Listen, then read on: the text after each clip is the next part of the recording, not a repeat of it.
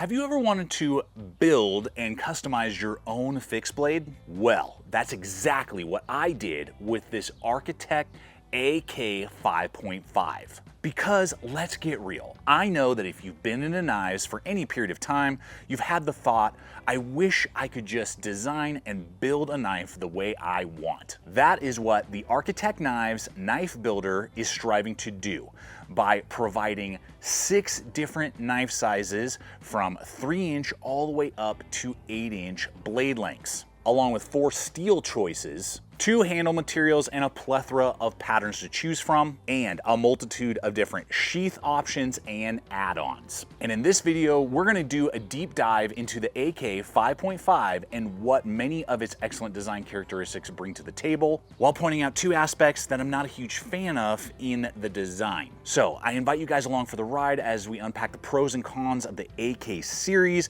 focusing in particularly on this 5.5 design, running in some competitive options, as well as showing you how to optimize your build on the Architect website. For all you regular viewers, welcome back. Thanks for hanging with me today. And if you're new to the channel, I'm Aaron. This is Gideonstactical. Let's dive in. Now, there's something very special about the AK5.5, and it has to do with its design more than its steel choices. Because I've always felt that design comes first, steel comes second. How the design of the knife is executed, its thickness, its grind angles, its geometry, its blade length will determine its performance much more than the steel that is chosen on it. The steel has to still back it up and be the right type of steel for those particular tasks you want to do with the tool, but it's got to be banging, and this AK5.5 executes the design superbly. Let me explain. We have here a 5.5-inch overall blade length with about a 5.25 cutting edge. That is, in my mind, one of the most versatile sizes. You will get the most work done with that size compared to any other knife. A smaller knife, like the AK3.5, is excellent for small tasks, but you're not going to be chopping down anything. You're not going to be splitting large logs. And then on the flip side, something like the AK8 has a lot of capability, but it is a larger blade and may not have quite the finesse. This is the balance of both worlds.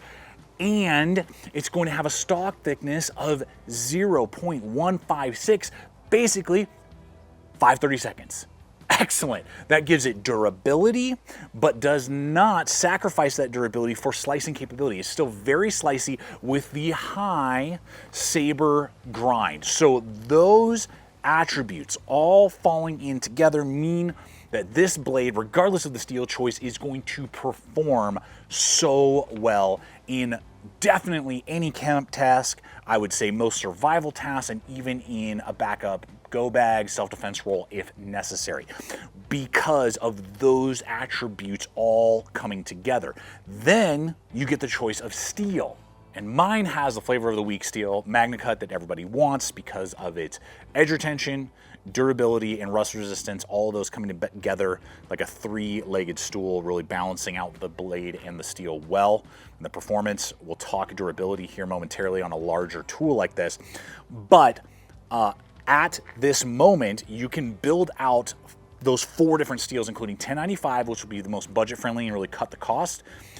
They have 3V options, and they have S35VN as well as MagnaCut. So there's a plethora for you to really choose from with all the same exact dimensions, and it's really just going to come down to your steel preference. Now, it's tough to keep 4 separate steels in stock at all times, and currently when I'm making this video, the 5.5 is out of stock in MagnaCut. You can get the other 3 steels, and at certain points in time, you'll find that there are maybe 2 or 3 steels available for any particular model, and you just need to regularly check back because they're constantly restocking those different types of steels in the different size ranges. Now, a larger knife like this with MagnaCut has to be able to be durable. So I wanted to do tip testing first on a tip that is, I would put on the precise side of a large knife like this, our trusty 2x4. 1, 2, 3, 4, 5. I'm very happy that it passed our 5-strike test that certain blades, including a few 3V blades, haven't been able to stand up to.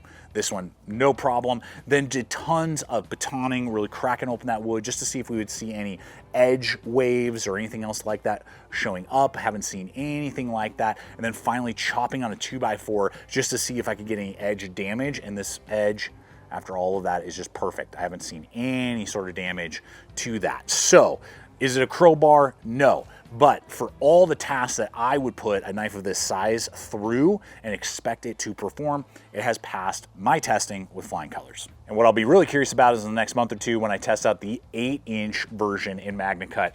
Really gonna take this to the limit to see how MagnaCut holds up on a freaking knife of this size. Now, to the two things that I'm not as stoked on with these knives. First and foremost is the jimping. It's pretty sharp. Now, it's not tops knives sharp, but it's definitely there. And when I have my thumb locked in on the spine for a push cut, it definitely is a little more textured than I prefer. And I just don't think it's necessary on this knife. If it just didn't have any jimping, I think it'd be fine. Or if it was very thin, like notched jimping that was very low and shallow, just to give you a little texture, would have been fine. So not the end of the world, but it's there and it's more than I prefer. And it doesn't have a very sharp spine. It's nearly impossible to get any decent sparks thrown off of it. The very minimal amount that I could get was nearly impossible to help get a fire going. So a sharper spine out of the gate would be preferred. So if it had a 90 spine or somewhere on it where I could really get some good sparks going and either shallow or deleted jimping, it'd be really hard pressed to find. I mean, I'm nitpicking with these 2 points, but they are things that I've noticed with the design. And since I'm touching on Ergos, let's go ahead and hit that. And the ergonomics on the handles overall are superb. Really well executed. If you're familiar with a lot of ESEE knives, you're going to see a very similar layout and profile, and particularly because of the contouring. So these are machined, they're rounded. You obviously have that full tang, you're gonna have that exposed lanyard and jimped pommel as well, so you could get some non-lethal strikes or pommeling in if you had to. You're gonna get a really good palm swell, 3 screws. My large size hands fit that thing all day long with plenty of real estate to spare. Now, you can pick all kinds of patterns and materials for the handles. This is G10. You can get micarta as well, depending on your preference and your environment. G10 is excellent if you're thinking of it more as a hunting knife and you're gonna be around a lot of moisture in that way, or you're just in a high humid environment and you don't wanna deal with moisture getting into the micarta. Between the two, I kind of prefer micarta. This is like a double red that's on the AK8. It's clothy, got a good texture to it if you do decide to go the micarta route. And since I had the iconic SE6 out, I might as well just show that real quick.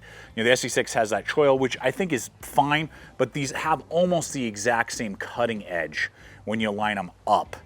And this is extremely well balanced in that way as well. It's still giving you plenty of lockup. I never felt like I wanted a choil because of the balance point of the knife. I'd be curious, leave a comment below. With these type of knives, do you prefer G10 or do you prefer micarta? So there is a plethora of sheath building choices with these Architect knives, and that will just bleed us over into pricing anyway, and I have some competitive options that we'll discuss as well.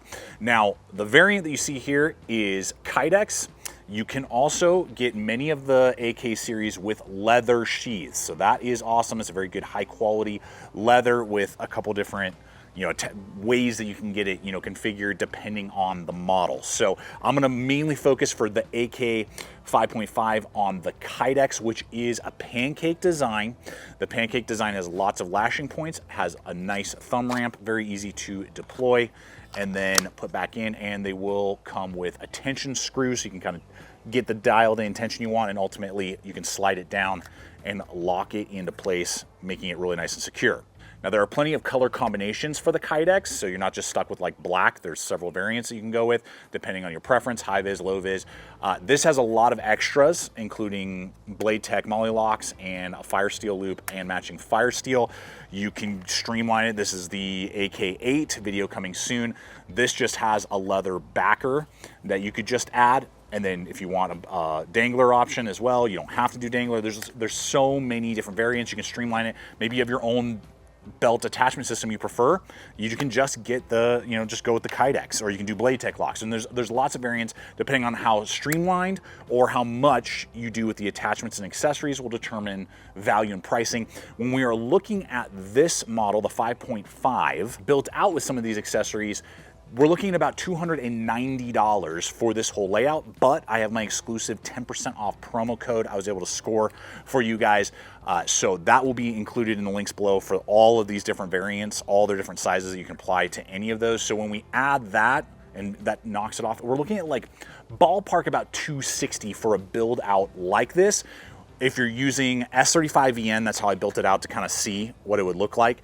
You can get 3V, that'll actually cut the price a little bit more, and then 1095 will significantly reduce that price if you wanted to go that variant. That is very competitive with some of these other options. For instance, the Ursus 45 from White River Knives comes to mind because you can get it in S35VN, you can get it in 3V, American made. They go for about $250, so about the same cost as this AK5.5. The difference with the AK is that there's a lot of customization options for that cost, whereas you don't really get a lot of choices with the Ursus. And when it comes to design and performance of those two knives, I feel like the AK5.5 is more of like a survival knife, and the Ursus is more of a bushcraft knife. Another blade that comes to mind is the T6 from Lion Steel with 3V. Kydex sheath, excellent build quality. It's actually a little bit larger than the 5.5 and sits in between this and like the 6.5 that the Architect has. This is like $250 to $300, Italian made. So I mean, they're right there in that price range. Again, what we just keep coming back to with the Architect, and that's just such a good name, like building is that build level. So if that's something that is enticing to you, that is the benefit to this series. So guys, make sure to stay tuned through the next couple months because I got a few more Architect knives, including the 3.5, the 8, that we're going to take a look at and unpack in dedicated videos. And I do appreciate Architect Knives hooking me up with several of these models a few months back to really put them through their paces, point out pros, cons, to help you guys determine if going this direction, doing kind of like a custom build for yourself, is the right way to go, or if it's better to just like, boom, off the rack choices in the competitive options that I've run in today. For me and where these stack up, it's great to see the transformation and bringing in the value of these knives over the last several years, having built one out way back in the day when they were kind of under a different moniker, and now having this AK series gives just a level of versatility and build quality, but still hitting a good price point for American-made knives, in the sense that you're able to choose your blade sizes, steels, and so many different things, and have so many variants to choose from. It is really exciting. But I want to know from you guys, what's your take, particularly if you own an AK series knife already? What's been your experience? And let me know what type of steel is your preference to build out: 1095, S35VN, 3V, or Magna Cut. Always appreciate you guys hanging with me today. I hope it's been fun and entertaining. I hope you guys are having a great summer and just getting out there, because ultimately these tools are just the conduit to make our experiences in creation just that much more enjoyable. So appreciate you guys. Check out the other video. Subscribe if you haven't yet. And until next time, always remember to stay equipped, stay prepared, and I'll see you out there.